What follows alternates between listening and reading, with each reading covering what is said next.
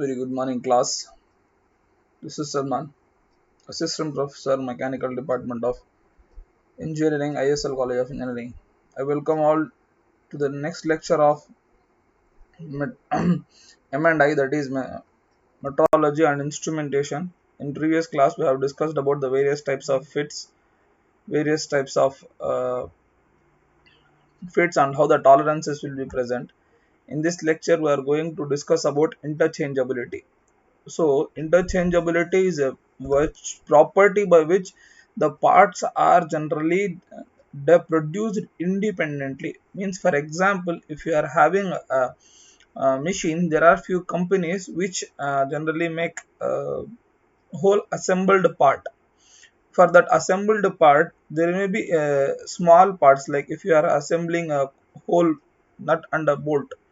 Okay, so you need not to have a nut and bolt of same company. Some companies only generate bolts, some companies only generate screws, so those two can be assembled if they are having interchangeability with one another. Means the dimensions of the screw and the dimensions of the nut should be same, so that they can be reliable on another, so that we can achieve the mechanism which we are generally looking for. What is the mechanism? When what we are looking for when you are using a screw and nut is tightening of two surfaces. That can be done.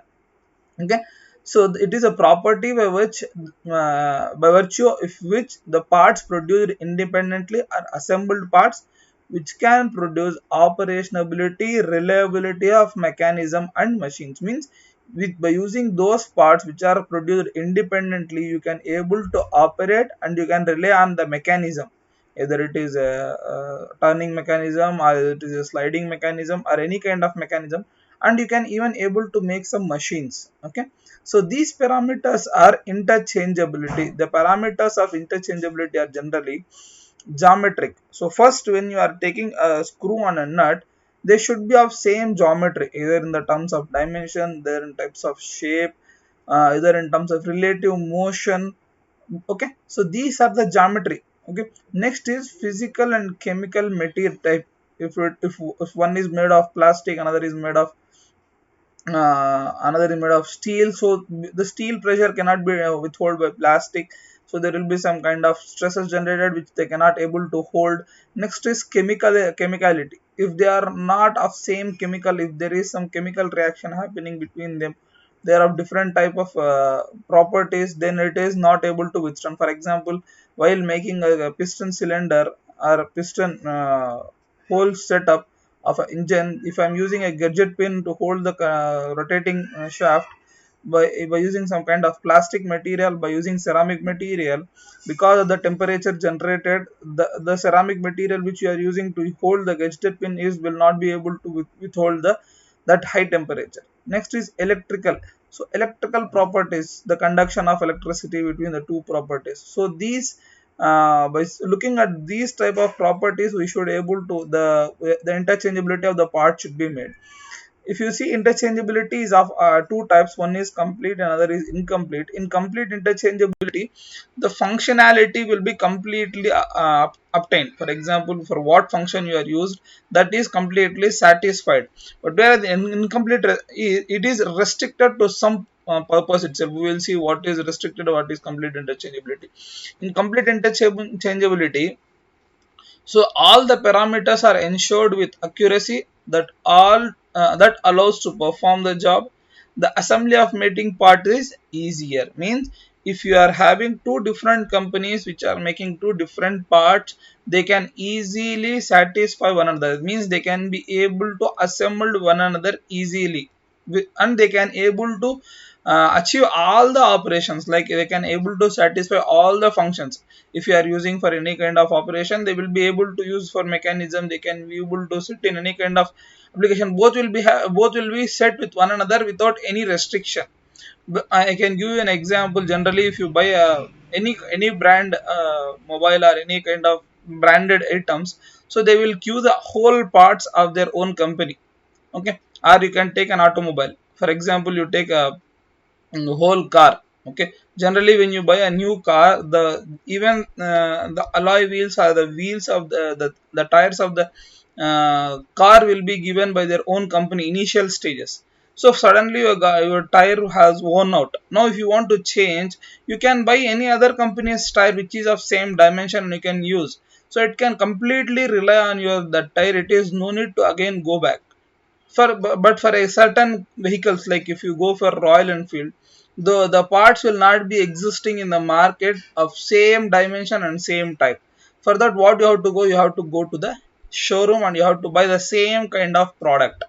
Sometimes the if you go for any of the mechanic shops, they will say, so this does not exist in the market, you have to go to the showroom. So that is incomplete interchangeability, because they have made the part in such a way that that does not suit for the all companies. It suits only for particular companies. So if it is a complete interchangeability, any kind of part can be used easily. Okay, so what are the advantages of this complete interchangeability is, since these parts can be fit to any company, we can able to produce in large number. We can able to produce in large number, since it can be used for any kind of any branch, any company, either it is Bajaj, either it is Yamaha, either it is Suzuki. So any company can accept that product, means you can able to enhance the production rate. Nah? So hence the advantage of you having complete interchangeability is it can enhance the production rate. So similarly, the standardization of the machine parts and manufacturing methods is used, because you have to make exactly this part, standardized parts. So your machine and your machine parts has been made standardized. They are made as they are made. We have bought for exact dimensions. We can able to buy machine, or we can able to use a standardized method for manufacturing of those parts. Next is it brings down the assembly cost drastically. Yes, instead of every time going and buying from the own company, which costs you a lot, you can buy from a local market, which able to reduce your cost drastically. Next, repairing of existing machines or products is simplified. Yes, if your part is not able to set for different companies, what you have to do, you have to make some adjustments. Adjustment means you have to go for a turning operation. Again, you have to make some threading operation, so that it can be able to assembled in that machine. That repairing cost will be much more increased for you if it is not complete interchangeability. Because of interchangeability, these costs can be reduced. Next is replacement of own parts. This is what I have been saying to you. So if there is any part worn out, you need not to go for the company to buy the exact part. You can directly buy from the local market and you can replace the parts very much easily if it is completely interchangeable. If it is incomplete interchangeable, then what we have to do, then it is group interchangeability, means certain set of parts will have only for certain group of vehicles. For example, if you are buying a Royal Enfield 350 what basic model, so the parts which are generated only suits for 350 basic model. If you want to buy for higher end, if you have to make a the very different parts, so those parts will be assembled only for that. That is group interchangeability. So the in this incomplete interchangeability, we are making the parts for particular groups only, so that particular groups can only be interchangeable with that parts. Next is assembling on the basis of probability calculation. Probability calculation means you can able to assemble them. So this may fit in this, may or may not. Probability means yes or no, it can be done, it cannot be done. So the probability calculation should be done by the assembly engineer, so that he can fix that, yeah, we can use this, it can able to set in this. Next, assembling with adjusting of dimension. You have bought a, what do we say, any of the material which is of higher length or higher dimension, what you can do, you can able to adjust them and you can try to use them. Even adjusting and using them will give you the same operation, it will able to give you the same kind of application without any restriction. Next is assembling with fitting of one of several assembly parts. So assembling with fitting of one of several assembly parts. So assembling can be done by fitting several parts together. Next is this interchangeability can be again divided into two types. One is external interchangeability, another is internal interchangeability. External interchangeability is nothing but external parts can be replaced easily. For example, if I am having a motor which I am using in my home for pumping of uh, water, initially I have bought half HP pump of Bajaj company. Suddenly my machine goes off. The whole setup I can change by a different company, and that company will exactly work the same as my Bajaj company. So that is external part replacement. If it is internal part replacement, means among that Bajaj motor which I have bought initially, if there is some part which is inside has worn out, which has gone not working, so I can replace that internal part and it will give you the internal interchangeability easily. If even after changing the internal part, that will able to satisfy your working operation as of the previous work. Next is in this what we are going to discuss next is limit gauges. So introduction to limit gauges first is in mass production components are manufactured with tolerance limit. This we have already suggested by the designer to facilitate interchangeability. Obviously because of the tolerance interchangeability we need to have some interchangeability, facilitate interchangeability for various parts. If for some parts worn out, you can able to rechange that. Various measuring instruments are used to measure the actual dimension and compare with the standard dimensions to decide the acceptability. What is this acceptability is nothing but if you are making some part, either the part is okay or not, that has to be decided by using various measuring instrumentation. So this your whole metrology and instrumentation is nothing but by measuring. After measuring by using some kind of instrument, we will try to accept or reject the parts. This is the thing we are going to discuss in your whole subject. Okay.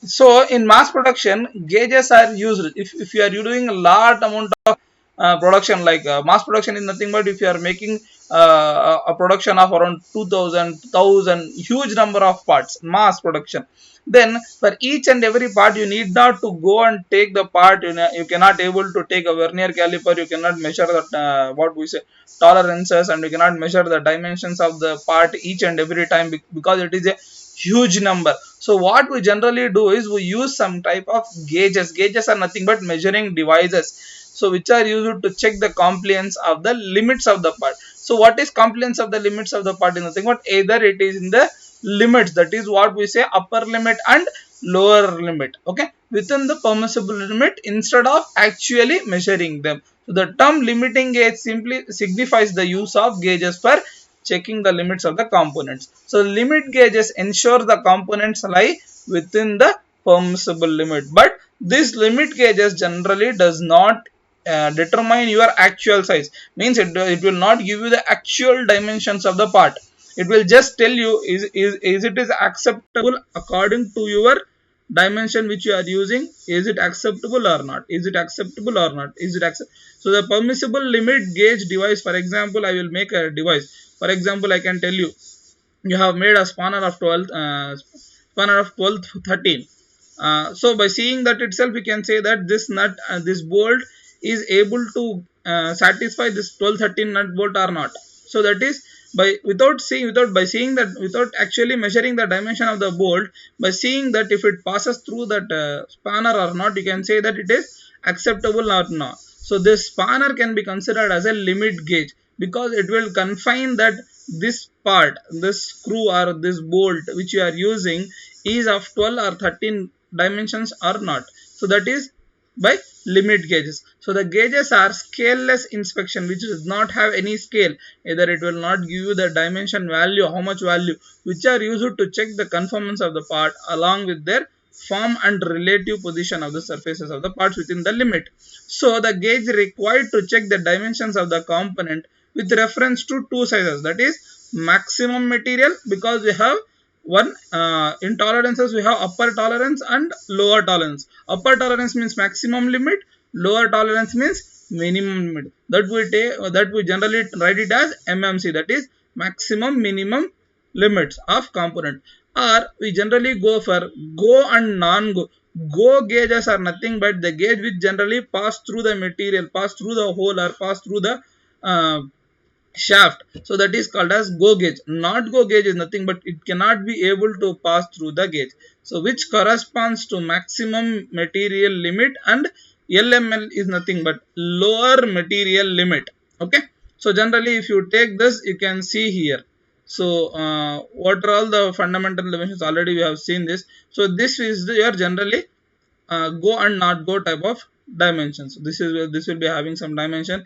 Basing on your dimension, this is your hole. You will try to pass it. If it is passing through, it is go gauge. If you see that this non-go gauge will not pass through, once it pass through, it is accepted. If it is not passing through, then it is not accepted. Next is metal limits for hole, not go gauge, go gauge. So if it is hole, if it is a shaft, what we have to do, the shaft should pass through the go gauge and it should not pass through the not go gauge. So if it is a hole, we will use a shaft kind of thing. If it is a shaft, we will use a hole kind of thing. So opposite we generally use. Here you can see it is kind of a shaft. So for this we use a hole. So if there is some hole, if that hole passes through this circular object, then it is a go condition. If it is not passing through this is no go or not go. Okay. uh, just a second, there is a small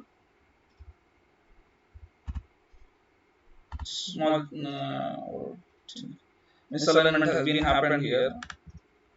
So the go gauge manufactured to maximum limit.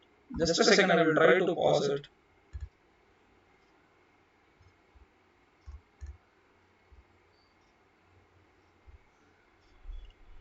So we are discussing like metal limit for hole is like if it is go or not go. Just a second, it has taken some. So if metal limit for hole going is like if it is go gauge, then it will like metal, it can easily pass through. If it is not go, it cannot pass through for hole. If it is for shaft, through the shaft, the go gauge will pass through. That is nothing but it will be like a hole. So similarly, the go gauges are manufactured to maximum limit, will assemble with the mating part. So it will be manufactured to maximum limit because the tolerance is upper limit. So for upper limit means maximum limit has to be considered. For not go gauge, generally we will consider for a lower limit, even if it cannot even pass through the lower limit. Okay. Uh, Okay, next, hence the names go and not go gauges are present. In not go and not go gauges are also, there are two different types. One is single-ended go and not go gauge, whereas in other there is double-ended plug gauges. Okay, what is the difference between these two is for go there is a separate type and not go there is a separate type. If it is 40H7, 40H7, capital H means hole, H small h means shaft. So this is for hole. So this can pass through the hole of 40 mm diameter with the upper limit as per H7. Similarly, this is for 50 H7 with the lower limit of H7 and the diameter, basic diameter is 50. But whereas this is a go and not go gauge which are assembled on both the sides. Okay, and here it will be assembled like this, which will be marked red here, which will show you the. So the example you can take piston and cylinder assembly. The plug gauge used to check the cylinder bore is the copy of mating piston. So what type of piston you are using? So with respect to that, the same plug gauge will be using. So that is nothing but piston is a shaft. To that we have to use a whole type of mating gauges. Next, the gauge designed as a replica. That is nothing but like if you want to make a what we do during casting. If you want to make a hollow section, we will make a shaft. We will make a what we say mold of cylindrical section. Inside the mold, we will pour the casting. Similarly, if you want to make a shaft, you will make hole. With respect to that, you will get the according to that you will get the material. Similarly, the gauge is designed as a replica. If you want to shaft, you have to make a hole. If you want to make a hole, you want to make a shaft. Okay, so in the main thing in this is it should be a clearance which should be preferred for majority and assembly operations. We does not go for what we say interference fit, or we should not go for tolerance fits generally. Okay, next is maximum material limits are very much crucial for effective functioning of the part. The MML, that is maximum material limit, should be always considered if the material is considered. Okay, the MML slightly exceeds the specified value assembled because becomes impossible. If go gauges fails to assemble during inspection, the component should not be accepted. If the go gauge is not passing through the material, or if it is not accepting the material to pass through it, then the object is considered as rejected. So what is the classification of gauges? The gauges are classified accordingly. Plain gauges are according to type. It is standard and limit gauges according to their purpose. Workshop and inspection are reference gauges. Reference gauges means it is generally only used for reference purpose. Workshop means it is generally used in the workshop and during inspection we can use. According to their design, single or double limit gauges, we generally see that. Single and double ended gauges, fixed and adjustable gauges. According to the form tested, plug gauges for checking holes, snap and ring gauges for checking shaft. Next type is adjustable type gauges. Next is miscellaneous gauges. Miscellaneous gauges are nothing but combined gauges, tapered gauges, position gauges, receiver gauges, contour gauges, profile gauges. So this Tyler's principle is one of the important principle. So what does Tyler principle is nothing but it has they have developed a concept of relating the gauges of component. Generally, the Tyler's principle applied to the principle of limit gauging. So it is generally applied for limit gauging, that is upper limit and lower limit. Extensively used in the design of limit gauges. So in this, the GO gauges is designed to check the maximum metal condition, that is MML or MMC. Next, that is LLH for hole and HLS for shaft. That is higher limit for shaft, lower limit for hole. Generally for hole, the limit should be lower considered, but whereas for shaft, higher limit should be considered because the material is going to be added. Whereas in hole, the lower limit means the material should be added in the lower dimension, that is below the basic dimensions. It should check as many related dimensions, that is form, size. So all possibilities should be checked. That is the principle of Tyler. Not go gauge designed to check the minimum metal condition. That is, we should for hole it should be having for high limit for hole and low limit for shaft. Low limit for shaft means higher hole and dimension of shaft will be lesser. It should check only the dimensions at a time. But whereas in positive direction, that is nothing but in go condition, it should be able to check all the positions like the hole size, shape and location of hole. As much as possible it should be able to collect the data. But whereas in not go condition, it should only able to check the dimensions at a time. During inspection, the go side of the gauge should enter the hole without any force. The not go side should not enter or pass through. That have been we have been discussing that the go side should pass through the hole without any force. It should easily, that is clearance should be there between those two. The basic size or the nominal size of the go side of the gauge conforms to lower limit of hole and higher limit of shaft. The basic or nominal size of the not go gauge corresponds to high limit of hole and lower limit of shaft. Okay, so if you take the example of this here, if has to pass through this hole 25, which is having plus 0.5 and minus 0.5 means 25.5, 24.5. So if you take this is 25.5. This is not go exactly same. We told that it should not pass through. It will not pass through. It will exactly touches it. Similarly, not go gauge here it is 35.5, which is maximum limit. So it cannot pass through this. Okay. Similarly, here if you take, if it is like 34.5, the lower limit of this is 34.5. It can able to pass through this. We can able to touch it. It can able to pass. Next is 24.5, which is lower limit. It can able to easily pass through the hole. Clear?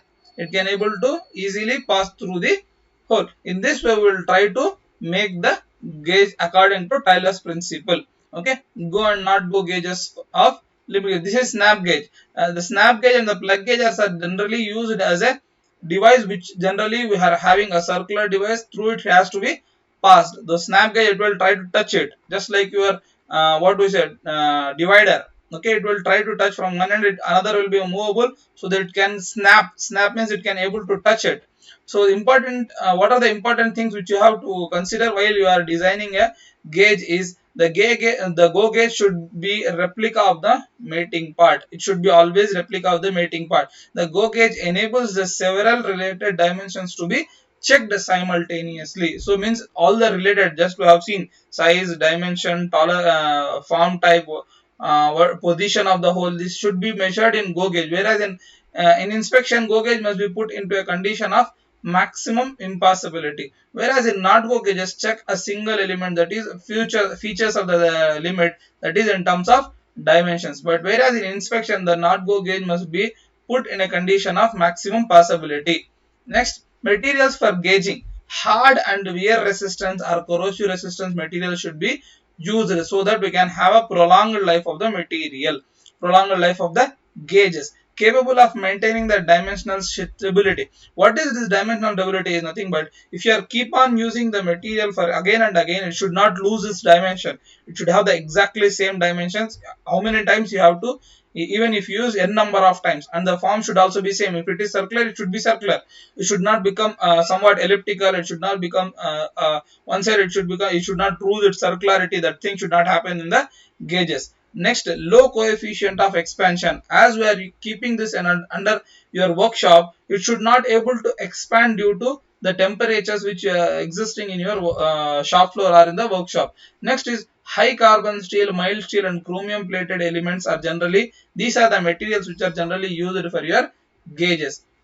Next is gauge tolerances. In gauges, how the tolerance has been provided. In order to accommodate these dimensional variations arising due to limitations of the manufacturing process, some tolerance, obviously, the gauges when you are manufacturing, you cannot able to manufacturing the exact gauge every time. Obviously, there are some variations which we are going to obtain because of the variability of the machine or because of the variability of the labor. If you are controllable variability, or some are uncontrollable variability. Because of that, they have to provide some gauge makers tolerance. That is nothing but the 10% of work tolerance has to be here.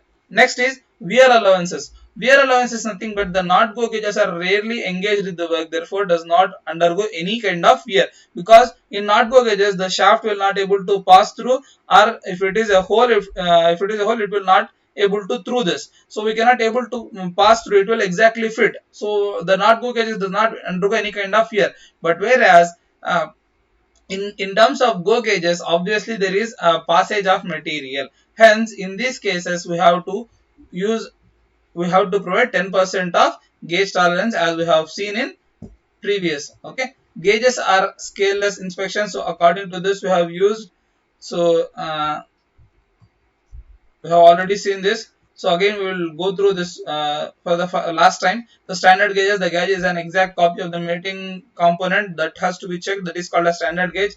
Limit gauges are widely used for checking the limits of the dimensions of the part, that is lower limit and high limit. They are called as go gauge and no go gauge. Plug gauges, these are used for checking the holes of many different shapes and sizes. Ring gauges, external diameter measuring gauges. Taper gauges are taper testing gauges. Snap gauges are, they are used for checking shaft. Thread gauges, so generally thread gauges are nothing but you can able to measure the thread diameter, that threads addendum redundum that can be measured.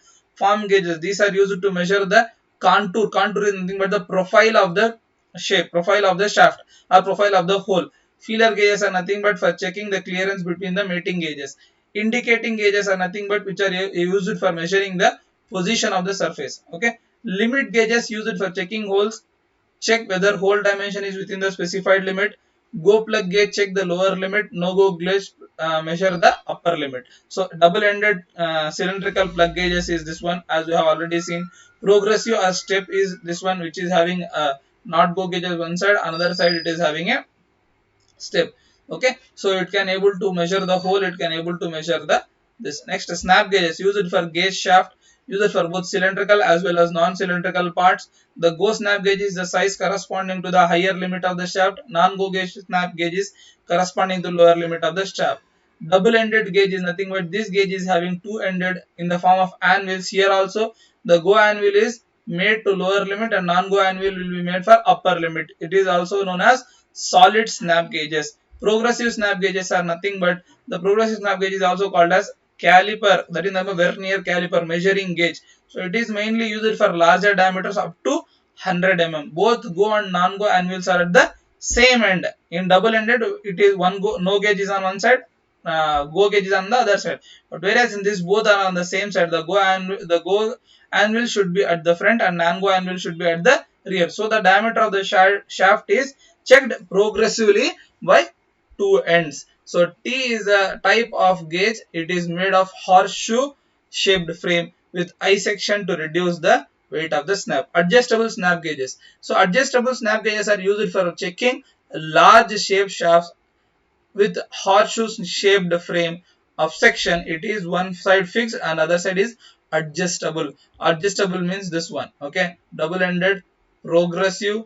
Okay, Next is adjustable. So here you can able to adjust one end, here you can adjust the free end. So this is double end, one end is go gauge and another end is non go gauge. Here in this both go and non go are on the same side. Okay, clear. Next is taper gauges. The most satisfactory method of testing a taper is use taper gauges. They are also used to measure the diameter of the taper at some point. The taper gauge is like this. So it will having a go and non-go. It can able to, if it is inside, if you pass through this, you can see that it will be a taper shape. This goes, this is not go. Okay. Thread gauges. Thread gauges are used to check the pitch of the pitch diameter of the thread, for checking the internal threads, that is nuts, bushes, plug gauge threads, and for checking the external diameters like screw, bolts, rings, threads, etc. So these are the generally used for go and non-go. This is go and non-go. This is go. This is non-go. Okay.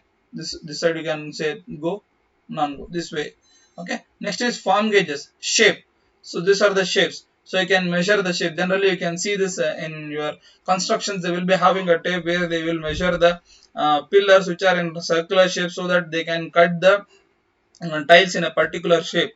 So this is form, what type of form it is present, what type of pillar it is present. So that next is screw pitch gauge. So screw pitch gauge is, this is one. So you cannot measure this pitches every time, either the pitch threads are even or not. So you will have a device like this, device like this. So which is, they have some dimension here which you can touch. If all the threads passes through, then it is go. If it is not passing, it is non-go. Next is radius and fillet gauges. Radius is nothing but how to measure the radius. So these are radius. You can see this. This are having a curvature. The curvature will touch this. This is radius. This is fillet. Okay, radius and fillets. So feeler gauges are nothing but, feeler gauges are used for checking the, sorry, feeler gauges are used for checking the clearance between the matings. So this is like a thread which passes through. They are made in form of a set of steel precise machine bladed 0.03 to 1 mm maximum thickness and a long of 100 mm. Each blade has an indication of thickness. So it is like a plate, thin plate, which is passed between the two materials, so that the mating is proper or not. If there is a piston and a cylinder which are passing one above the other, we will pass this sheet so that we can check that is their mating proper or not. So is the, what is the clearance present between these two. So the thickness of this will be maximum from 0.03 to 1 mm maximum, and the length will be like 100 mm. Each blade has some indications of thickness. So the different blades you can use from 0.03 to till 1 mm. To find the size of the clearance, one or the two blades are inserted and tried for the fit between the contacting surface. If for example, if your thickness between, or the clearance between the two shafts is like 1.3 mm, 1.03 or 1.05, what we'll do, we'll do two thick plates or two thin plates between those two clearance, and we can able to identify the gap between them. With this, we can able to stop the class, and further we will continue in our next upcoming lectures.